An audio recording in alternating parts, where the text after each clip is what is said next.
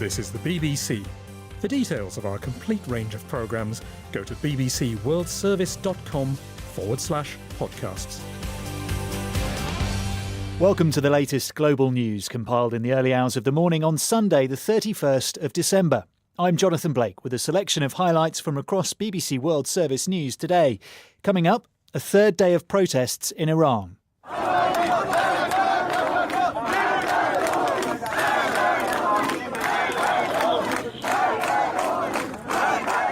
We'll hear how far the demonstrations have spread and what the government's response has been.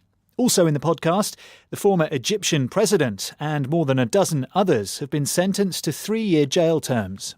The defendants, all of them, have been found guilty of inciting demonstrations, defaming judicial personnel, and attempting to topple the state.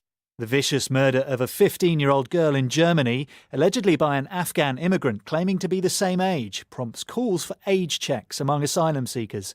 The government in Nepal bans solo climbers from scaling its mountains, including Everest, in an attempt to reduce accidents. But will it make a difference? Clearly, if you do have a slip or a block of ice or a rock hits you and you're unroped, you're solo free climbing, then you're going to fall and probably fall to your death. But it won't necessarily mitigate against it. And why leading politicians in Lebanon are taking to publishing pictures of themselves with their pets. But first, in Iran, the sound of demonstrations has been heard across the country for a third day.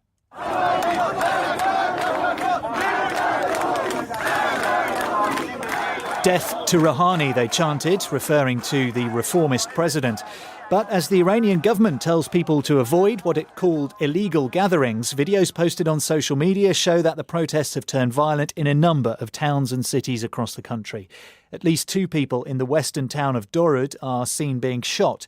In Abar, in the north, protesters burned a large banner with a picture of Iran's supreme leader, Ayatollah Ali Khamenei. Kazra Naji of BBC Persian has been following events. These demonstrations started on Thursday in the city of Mashhad in northeast Iran. And by all signs, it was supposed to be a small demonstration encouraged by the hardliners against the government of President Rouhani. They wanted to protest against rising prices and the government's inability to check these prices and so on. But the demonstration got out of control in a sense that a lot more people joined in. And then the slogans changed. It became very political in nature. And from there on, it spread to other cities in the province in northeast Iran. And then the next day, yesterday, the protests spread to other big cities in Iran, about a dozen or so. And today they have continued. After it has become dark in Iran, there are still demonstrations in at least 9 cities throughout the country. And now some pro-government demonstrations as well. How big are they compared to the protests we've seen? The pro-government protests and demonstration was planned way before the last 3 days. But it took a new significance in a sense that it was important for them to come up with this show of force, if you like. They came out in thousands, as you would expect of a government-sponsored demonstration. But nevertheless, all the attention was on the anti-government demonstrations a couple of kilometers to the south, near Tehran University, where the students and a small group of demonstrators clashed with the police. And what sign is there from the government that they are ready to listen to the demonstrators' concerns? What has their response been? Firstly, they are saying that these anti-government demonstrations are illegal. They have to be stopped, and the police will deal with demonstrators harshly. At the same time, there are these government officials and politicians in Iran on both the reformist side and the hardliners saying that, listen, okay, we might call the demonstrators agents of foreigners or anti-revolutionaries, but the fact remains that there is the widespread discontent, particularly because of jobs, because of high prices, and we have to pay attention to that. But nevertheless, these things are happening and they're undermining the regime and the regime's claim to legitimacy. Kazra Naji of BBC Persian. It's another jail sentence for the former Egyptian President Mohamed Morsi. He was given 3 years in prison for insulting the judiciary. Mr. Morsi, who was democratically elected after a rebellion in 2011, was overthrown by the military after mass protests against his Islamist policies. I asked our reporter in Cairo, Hanan Razek, to give us more details. Morsi, along with other 19 defendants, have been sentenced to 3 years in prison, but the case includes 5 others who have been fined to over $1,000 each for insulting the judiciary. The defendants, all of them, have been found guilty of inciting demonstrations, defaming judicial personnel, and attempting to topple the state using Twitter accounts and spreading hate speech, insulting the judges and the judiciary. Mohamed Morsi was overthrown 4 years ago. Remind us what happened then and what has happened to the former president since then. Since he was toppled back in 2013 after large demonstrations taken to the street, he was then toppled, and ever since he's been facing a number of trials. He's been actually sentenced to 25 years for spying with Qatar. Also, he has another sentence of 20 years for inciting violence back in 2012, inciting violence that led to the death of a number of protesters as clashes erupted between protesters and a number of Morsi supporters outside the presidential palace back in 2012. He's also still facing retrials related to espionage and a jailbreak back in 2011. And earlier this year, he's also been listed on the terrorism list. And this is according to a recent terrorism law that was passed in 2015. And it means that he's banned from traveling. Authorities can freeze his assets if proven used in terrorism-related activities, and they are not issuing him a new passport. What about Mohamed Morsi's supporters? How much is heard from them? It's a good question, Jonathan. When we were at the court earlier today, we didn't really see many supporters outside, unlike what is usual in these cases in the last few years between 2011 and until a few years ago. But at the moment, you don't really see many supporters taken to the streets, and Morsi supporters are vocal, but mainly on social media. You can see them online, but not in the streets anymore. But it's part of the wider atmosphere in Egypt at the moment. Hanan Razek in Cairo. In the United States, a suspect has been arrested after a man was shot dead by police in what's thought to have been a so-called swatting prank by someone playing a video game. Vanessa Heaney picks up the story. This is the story of a prank which went terribly wrong. On Thursday evening, the emergency services in Wichita, in the American state of Kansas, received a call. This is 911. What's going on? About the argument with my mom and dad. Okay, tell me exactly what happened. They were arguing and I shot him in the head and he's not breathing anymore. He then went on to say he'd taken his family hostage. I'm just pointing the gun at them, making sure they stay in the closet, my mom and my little brother. Yeah, I'm thinking about, because I already poured gasoline all over the house. I might just set it on fire. Okay, well, we don't need to do that, okay? So the police went to the address given by the caller, and there an officer fired a single shot, killing Andrew Finch, a father of 2, as he stood in the doorway, unarmed. The officer thought Finch was reaching for a gun. They then entered the house and found there was no dead father and no hostages. It had been a hoax. There's been speculation that the call was the result of a row between 2 gamers playing the video game Call of Duty online, although the address raided was apparently unconnected to either player. Police believe the prank was an act of what's known as swatting, where a person makes a false report to send the authorities to another person or fake address. It's not a new phenomenon. The police in the US receive several hundred of these calls a year, costing them thousands of dollars of wasted police time. They've now arrested a 25-year-old Californian man in relation to the incident. Vanessa Heaney. Young people seeking asylum in Germany could face tests to prove their age under plans put forward by Chancellor Merkel's Conservative sister party, the CSU. Our Europe editor Mike Sanders told me that the idea was prompted by a number of crimes carried out by migrants claiming to be underage, including a murder only 3 days ago. A teenage girl was murdered in a western town called Kandel. She had an argument with what had been her boyfriend, an Afghan asylum seeker, outside what Americans call a drugstore, we'd call a chemist store, and he's allegedly stabbed her to death. Now, the young Afghan says he's actually 15, and this is quite important in terms of the treatment that asylum seekers get, because if they say they're under 18, then they get better treatment from the municipalities that are putting them up, and they're also far less likely to be deported. So the age question is very important. There's another case as well, a guy called Hussein K, who's an Iranian asylum seeker who's on trial at the moment for a very similar sort of case. So it's a boiling issue really in Germany.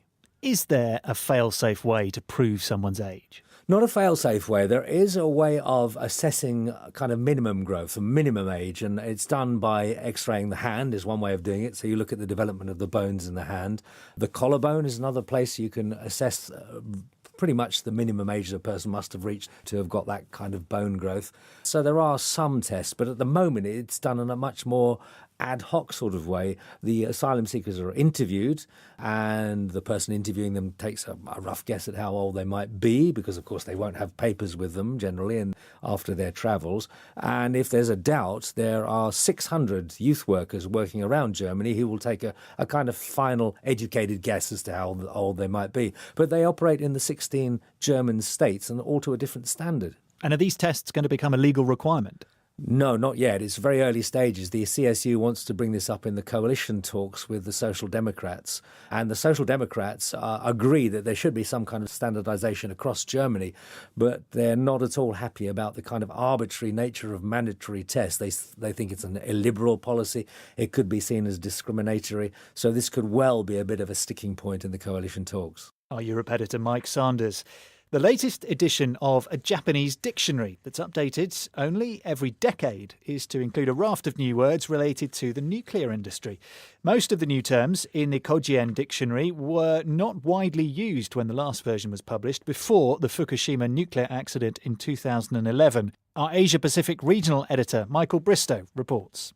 Included for the first time is the word HYRO, which means to decommission a nuclear reactor, as also a term for the phrase safety myth, an idea once promoted by the Japanese government that nuclear power was not dangerous. That was before the meltdown at the Fukushima nuclear power plant. Editors at the dictionary began collecting possible new words immediately after the accident. They trawled media outlets and the internet and have included words that are now embedded in the Japanese language. Michael Bristow.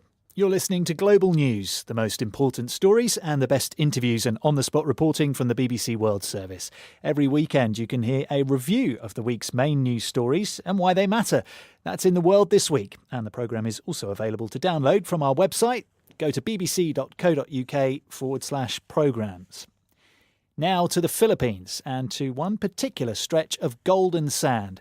It's become a magnet not only for surfers, but for those who reject the 9-to-5 lifestyle as megacities such as Manila. Ubistondo Beach in the province of La Union is the place we're talking about, but now an international hotel chain is building a new resort, and there are fears that this unique community will be ruined. Our Philippines correspondent Howard Johnson reports. One thing I hate about Manila, and I'm sure everyone, not just Filipinos, but even foreigners will agree, traffic is hell. You spend half your life in traffic. I was so miserable. I'd cry before going to work because I didn't want to go to work. After years of working in the call centre business, Ali Dicini decided to pack up her life and move to Urbis Tondo to become a surf instructor. A year on, she now lives by the sea and juggles part-time surf work with running an organic chocolate business. She's in Manila to pick up supplies, but is itching to return to the coast. I want to go back to that world I discovered, the surfing world.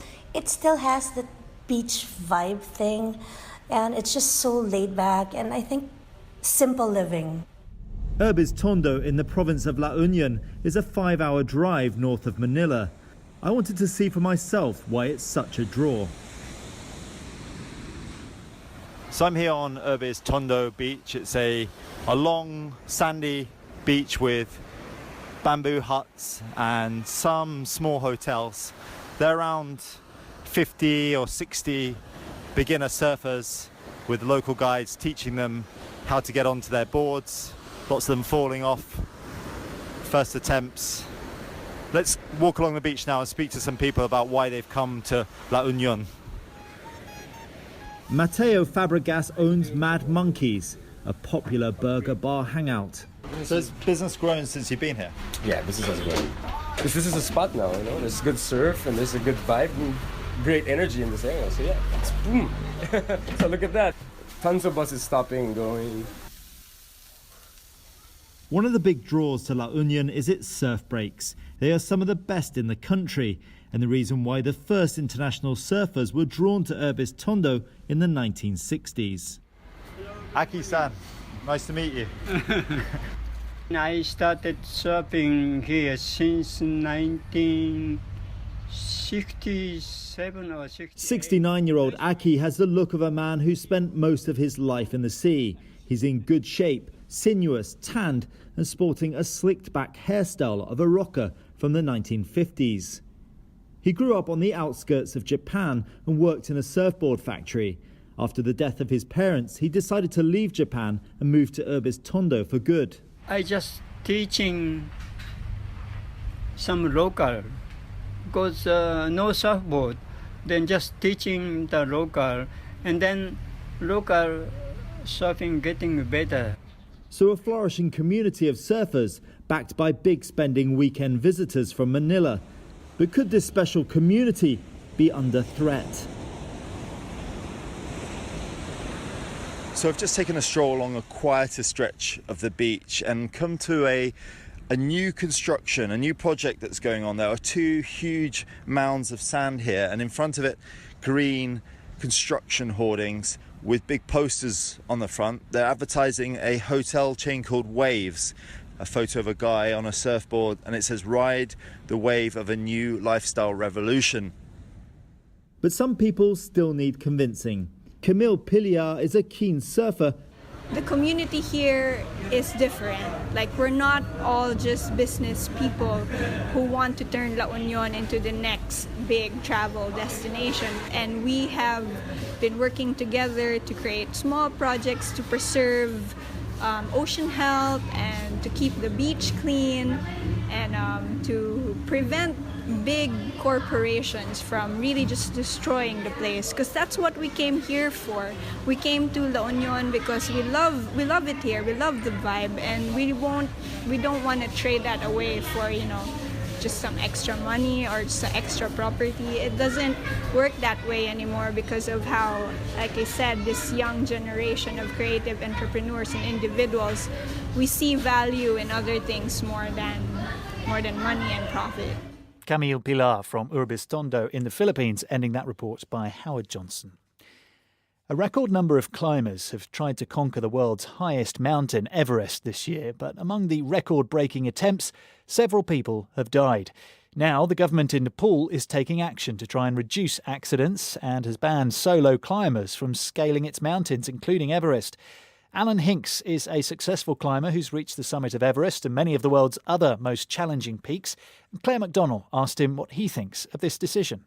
Well, as usual, it's a lack of understanding by politicians and bureaucrats. You know, someone who's massively experienced, just to tie them on to somebody else who might not be that experienced, so that they're climbing as a couple, isn't going to make it any safer, really. We had this recent tragedy, though, and I know that you knew the Swiss climber. Ulrich Steck died in April this year when he fell from a steep ridge during a solo climb to a peak neighbouring Everest. Yeah. I guess they look at that and they think, well, what could we do to possibly... I mean, you can never rule it out entirely because it's a highly dangerous thing that these people are undertaking. But they look at that and think, well, maybe this would mitigate against things like that happening, would it? Well, that's true. I can understand the thought processes there, because clearly if you do have a slip or a block of ice or a rock hits you and you're unroped, you're solo free climbing, then you're going to fall and probably fall to your death.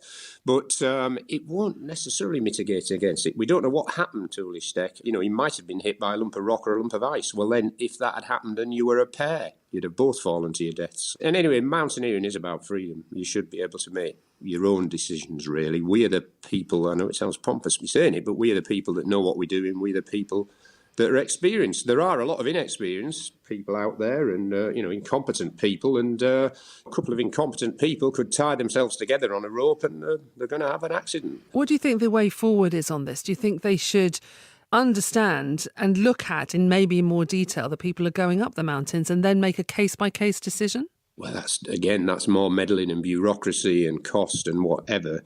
I mean, I could even say it's Nepal's mountain and, Nepal can make any rules and regulations they wish, just as we can. I mean, who am I to pontificate on what the Nepal government should do, really? I'm a Brit, aren't I? But, mountaineering is supposed to be about freedom. I think they should leave it as free as possible. Perhaps Everest is a special case. Maybe they can put a few controls there, but I'm shooting myself in the foot saying that, I'm sure.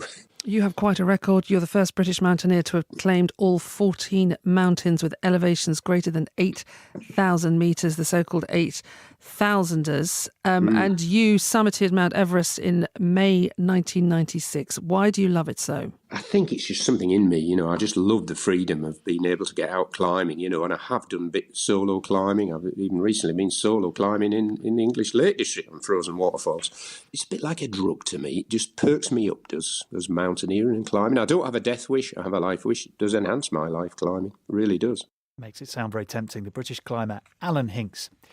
Now, a quick search on Twitter for the Nigerian president, Muhammadu Buhari, shows there are plenty of people unhappy with him.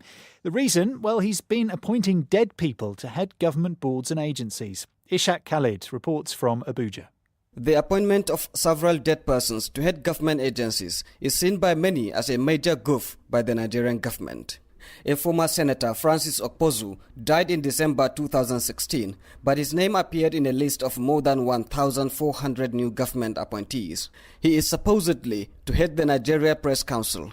A former Inspector General of Police and a priest who both died earlier this year have also been appointed. Many Nigerians are deeply surprised to see the names of dead people in the list of new government appointees. But a spokesperson for President Muhammadu Buhari told the BBC that the list had been made more than 2 years ago and apparently has not been reviewed before it was released on Friday. He said the dead appointees would be replaced. Ishak Khalid. Now, many of the stories we bring you from Lebanon on the Global News podcast involve bombs, murder, refugees and political disputes. But now there's some rather different news involving leading politicians posting pictures of themselves with their pets. To explain, here's our Arab Affairs editor, Sebastian Usher.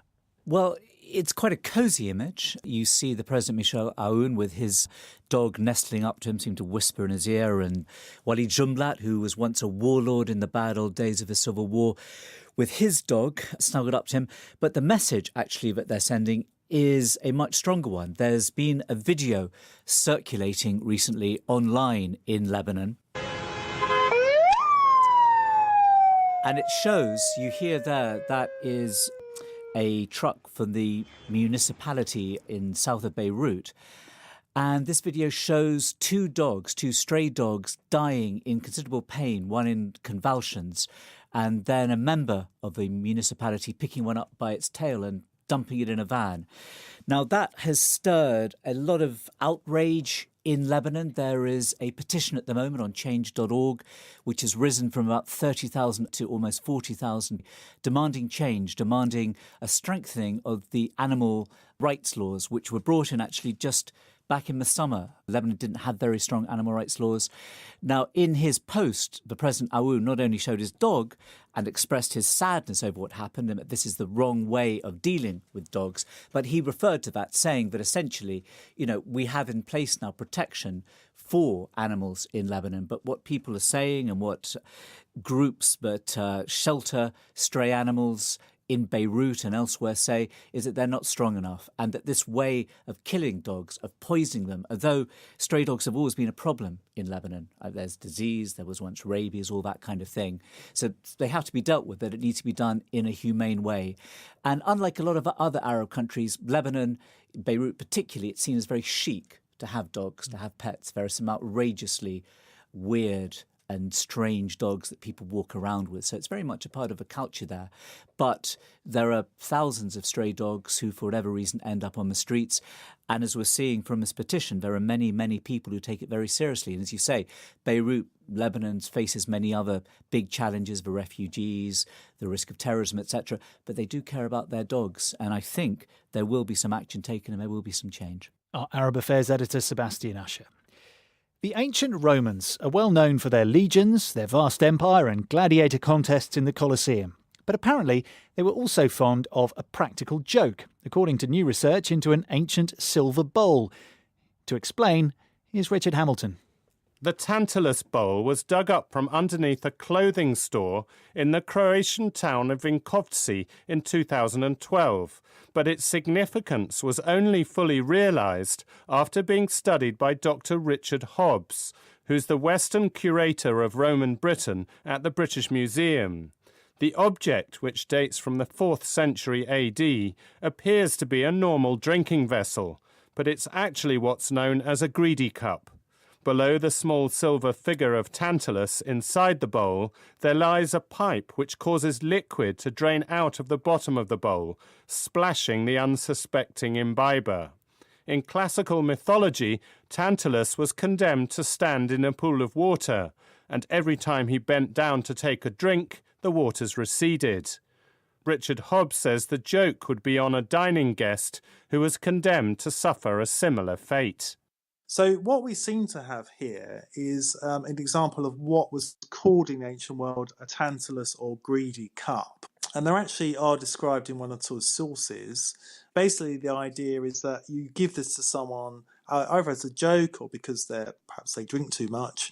And when the liquid is poured in, it covers them in the wine because it's likely to have been used for drinking wine. So that's why this object is very important, because it seems to be an example of one of these so-called greedy cups. And there aren't any others known, as far as I know, from the ancient world.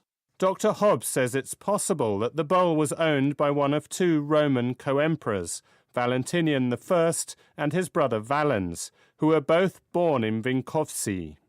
The original will go on display at a museum there, but Dr. Hobbs has commissioned a replica to show how the greedy cup works. This will be used as a teaching tool at the British Museum. It's evidence that although the Roman Empire was certainly ruthless, it also appreciated comic moments. In the 3rd century AD, for example, the Emperor Elagabalus invented the first whoopee cushion. Richard Hamilton reporting. And as the year comes to an end, don't forget that there have been some great podcasts from the BBC World Service over the past 12 months, and there's lots that are worth going back to if you missed them the first time round. For some extraordinary first-person stories from around the world, there's Outlook, or download In the Studio. That's the podcast which takes you into the minds of the world's most creative people. Just search for Outlook or In the Studio wherever you get your podcast. And don't forget our brand new podcast series, The Assassination. That is all from us for now, but an updated version of the Global News podcast will be available for you to download later. And as always, if you want to comment on this edition or the topics we cover, you can send us an email. The address is globalpodcast@bbc.co.uk. We'd love to hear from you. I'm Jonathan Blake. Until next time, goodbye.